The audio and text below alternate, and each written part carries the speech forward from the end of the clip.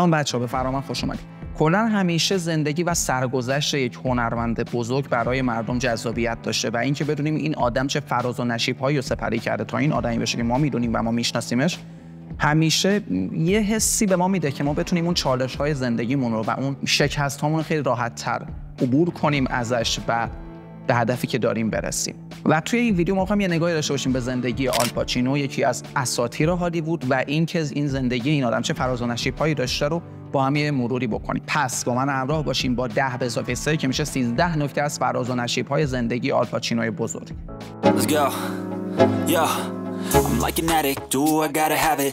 I ain't even playing, got a really bad habit. If it moves, gotta grab it. Fuse like a magnet, lose won't have it till I'm doomed in a casket. نکته اول، بچه میدونستین آلپاچینو به خاطر سرقت مسلحانه دستگیر شده؟ خب 100% کسی که اینقدر فیلم گنگستری بازی کرده عجیبه که تو زندگیش دستگیر نشده باشه، ولی این دستگیری خیلی حکایت جالبی داره. یه روز آلپاچینو و دوستاش از این مهمونی داشتن برمیگشتن به سمت خونه که پلیس به ماشینشون مزمون میشه و میگه آقا شما زیاد تو این ورا میشهری و اونا رو نگه می‌داره و میگرده. حالا توی ماشینشون چه پیدا میکنه؟ چند تا ماسک و یک تفنگ کالیبر 38. به خاطر همین این سه تا بازیگر جوان رو دستگیر میکنن و میبرن اداره پلیس. در اونجا حتی از این عکس‌ها هست که بی خودی بار وای میسن عکس میگیرن، قدتون مشخصه، از این عکس‌ها ازشون میگیرن. حالا تازه فقط همین نیست، 3 روز هم اینا رو بازداشت نگه میدارن. نهایتش میشه هیچ پرونده خود به خود حل میشه. کجا حل میشه؟ اونجا که یهو پلیسا بعد 3 روز میفهمن این تفنگ پیدا کردن یکی از تفنگ‌های قلابی صحنه فیلمبرداریه. حالا شاید براتون جالب باشه که آلپاچینو تو این 3 روز چیکار می‌کرد. طبق گزارش پلیس، آلپاچینو کاملا مؤدبانه رفتار می‌کرد و کاملا هم با پلیس همکاری می‌کرد.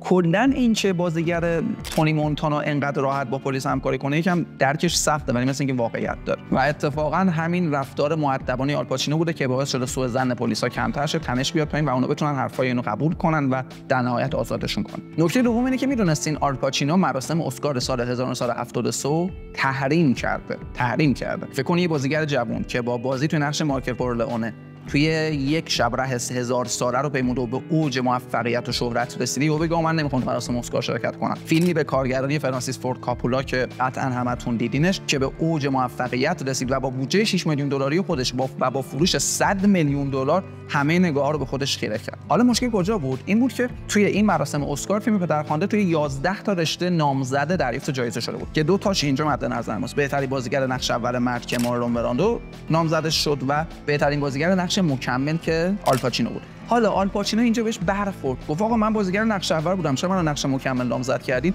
و کلا تحریم کرد مراسم اسکار رو اصلا تو شرکت نکرد. البته که اون لحظه همه متوجه این نشدن، چرا که مارلون براندو با بازی استادانه خودش جایزه اسکار هم برد توی شب دریافت جایزه با فرستادن اون بازیگر سرخپوست که خودش یک جور اعتراض بود به رفتار هالیوود با مردم بومی آمریکایی. کلا همه اخبار و نگاه‌ها رو به خودش متوجه کرد. حالا اون بازیگر سرخپوستی که به جای مارلون براندو رفت سر صحنه که بود یک بازیگر دختر جوان به اسم ساشین لیتل فدر که بعد از این مراسم اسکار هم کلی از هالیوود بهش بی‌مهری شد، تقریبا تحریم شد و دیگه نتونست فیلم بزرگی بازی کنه.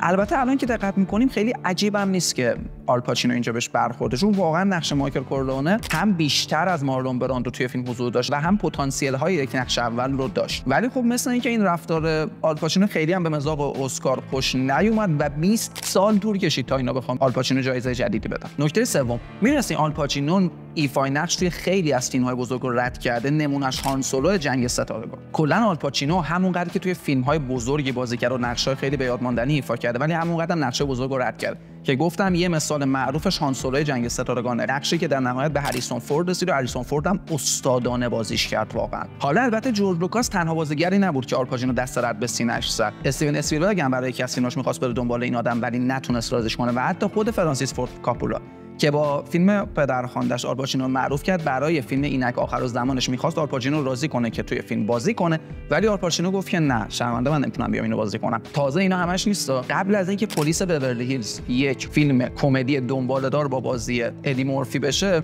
قرار بود یک فیلم پلیسی جدی باشه که حتی با آلپاچینو هم پیشنهادش دادن ولی اون ردش کرد و بعد اونام بعداً فیلمنامه رو عوض کردن و شد پلیس بورلی هیلز که ما میشناسیم. توی سال 2013 توی یک مصاحبه از آلپاچینو پرسیدن که پشیمون نیستی نقش رو رد کردی؟ برگشت گفت نه اصلا. وقتی تو وقتی یه فیلمنامه میخونی راحت متوجه بشی که متعلق به جهان این فیلم نیستی و نمیتونی باهاش ارتباط بگیری، پس هیچ پشیمونی هم توی زندگی من نیست. نکته چهارم این که آلپاچینو تقریبا همه جایزه‌های بزرگ هنری آمریکا به غیر از گرمی رو دریافت کرد. کلا توی آمریکا به هنرمندانی که همه 4 جایزه اصلی برده باشن میگن ایگات. حالا این 4 تا جایزه چیه؟ اسکار سینما، تونی تئاتر، ایمی تلویزیون و گرمی موسیقی که در طول تاریخ فقط 15 نفر تونستن همه این جایزه‌ها رو کسب کنن، مثل مل بروکس و ووبی گولدبرگ. حالا آلپاچینو 3 تا رو برده به غیر از گرمی. البته آلپاچینو خودش خیلی اهل ترانه خوندن و بازی تو فیلم‌های موزیکال نیست، ولی یه نکته مثبت اینجاست که گرمی توی رشته کتاب صوتی هم جایزه اهدا میکنه و حتی سال 2001 هم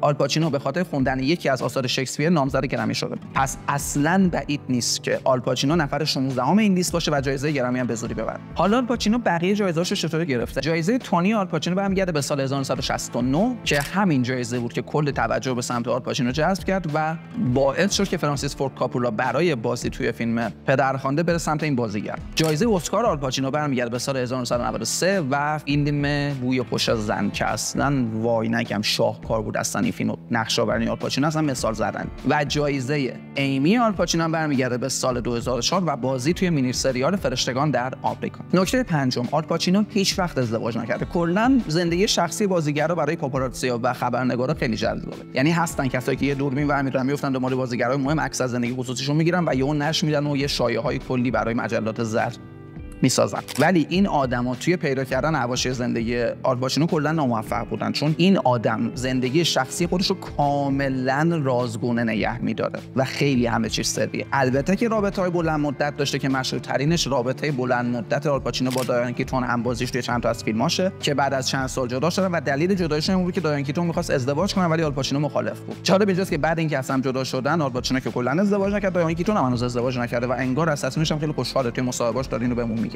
نکته ششم، می‌دونستین آلپاچینو کارشو با استندآپ کمدی شروع کرده؟ اینکه بازیگر اسکارفیس و هیت و پدرخوانده روی صحنه مردم بخندونه خیلی تصورش سخته، ولی توی مصاحبه خودش گفته که اولین تلاش‌هاش توی استندآپ کمدی بوده، ولی بعد یه مدت دیده که واقعا این کار شادش نمی‌کنه و از همیشه با مزه بودن خسته شده. همینه که اونو گذاشت کنار و اومد سمت سینما و فعالیت‌های جدی خودش. نکته 7، آلپاچینو 4 سال از بازیگری دور شد و کنار گرفت. ببین کلا شخصیت‌های بزرگی مثل آلپاچینو، مثل مارلون براندو، رابرت دنیرو، داستین هافمن، مارتین اسکورسیزی و اینا هیچ کدوم از شکست مسئول نیستن. با اینکه فیلم اسکارفیس الان یکی از بهترین فیلم‌های گنگستری کلاسیک سینماست، ولی اون موقع که اومد خیلی همچی آشه دنسازی نبود برای منتقدا و خیلی کوبیدنش، ولی ضربه اصلی و بعدن توی سال 1985 با فیلم رولوشن یا انقلاب خورد. انقدر منتقدا به این فیلم تاختن، انقدر چپ و راست کوبیدنش و انقدر مخاطبا بهش روی خوش نشون ندادن که با بودجه 28 میلیون دلاری فقط تونست 350,000 دلار بفروشه.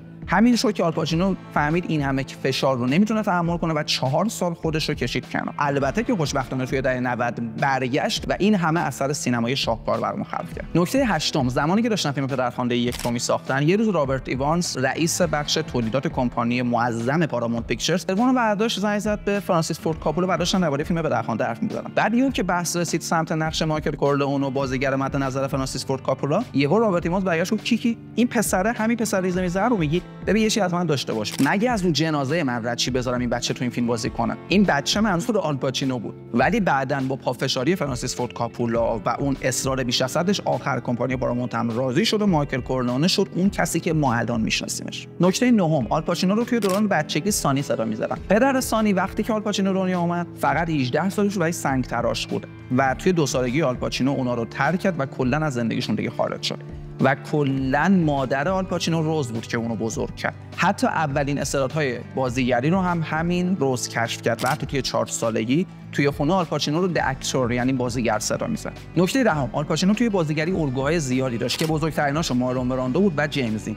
این 2 نفر با اون متد اکتینگ استادانه خودشون یه سطحی از بازیگری رو ارائه می‌دادن که آلپاچینو آرزوش بود یه روز بتونه به این سطح برسه. سطحی که فکر کنم میتونیم بگیم بهش رسیده واقعا. نکته 11، آلپاچینو توی منطقه برانکس نیویورک بزرگ شده. منطقه برانکس چون پایین شهر نیویورک حساب میشه، این خلاف‌ترین منطقه‌شه. کلا توی فیلم کازابلانکا اگه دقت کرده باشین یه صحنه‌ای داره که اون افسر اطلاعات آلمانی برمیگرده به همفری بوگارد میگه که ما یه روز شاید به آمریکا حمله کنیم، به عنوان آمریکایی ناراحت نمیشیم ما به نیویورک حمله کنیم. بعد همفری بوگارد برمیگرده میگه ببین سرهنگ یه منطقه‌ای از نیویورک هست که من اصلا پیشنهاد نمی‌کنم پاتون رو توش بذارین و بهش حمله کنین، که اکثر مخاطبای سینما میدونن که منظور همفری بوگارد همین منطقه برانکس، منطقه‌ای که پر از گنگسترها و مواد و سرقت و جنایت و این منطقه تأثیری که توی زندگی آلپاچینو گذاشته اینه اینه که توی 13 سالگی آلپاچینو به ماریجوانا اعتیاد پیدا کرده. البته هیچ وقت سمت مواد سنگین‌تر نرفته. اونم دلیلش این بوده که یکی از دوستای نزدیکش به خاطر تو سوء مصرف مواد اووردوز میکنه و بعد از اون آلپاچینو تصمیم میگیره که کلاً مواد رو بذاره کنار و موفق میشه. نکته 12 توی فیلم پدرخوانده آلپاچینو نقش پسر کوچک ویتو کورلئونه با بازی مارلون براندو رو بازی میکنه. یه گنگستر خیلی بزرگ نیویورکی که اسارتش برمیگرده به سیسیل ایتالیا و شهر کوچیک کورلئون. حالا نکتهش اینجاست که پدر بزرگ و مادر بزرگ آلپاچینو دقیقاً همین کورلئون بودن و اونام به آمریکا مهاجرت کردن. شاید به خاطر همینه که آلپاچینو اینقدر توی این نقش قشنگ نشسته. و نکته 13 بچه‌ها ببینیم توی فیلم بوی خوش زن آلپاچینو چقدر استادانه نقش یک مرد نابینا رو ایفا میکنه. به خاطر اینکه از چند ماه قبل از فیلمبرداری آلپاچینو شروع میکنه به معاشرت کردن با کارکنان یه مدرسه که دانش آموزای اون مدرسه نابینا بودن. هی در ازشون سوال میپرسیده، میرفته مدرسه سر میزده، رفتارهاشون رو مطالعه میکرده و حتی از این ور توی زندگی روزانه خودش هم به مدت چند ماه سعی میکرده واقعا مثل یک انسان نابینا زندگی کنه. حتی توی مکالمه‌های رو در رو هم سعی میکرده تماس چشمی برگزار نکنه. همینه که هر بار که این بازیگرد توی فیلم بوی خوش زن دیالوگ میگه واقعا انگار یه مرد نابیناست. خدایی اگه این آدم اسکار حقش نبود واسه این فیلم پس چی؟ حق کی بود؟ خب بچه‌ها این 13 نکته از زندگی آلپاچینو و فراز و فرودهای زندگیش بود. امیدوارم از ویدیو خوشتون اومده باشه. اگه خوشتون اومد لایکش کنین، کانال رو سابسکرایب کنین برای ویدیوهای بیشتر و این زنگوله رو هم اینجا بزنین که از اومدن ویدیو جدید با خبر بشید. راستی به شدت خوشحال میشم یه قهوه مهمونم کنین. لینک دونیت قهوه توی دیسکریپشن هست. یا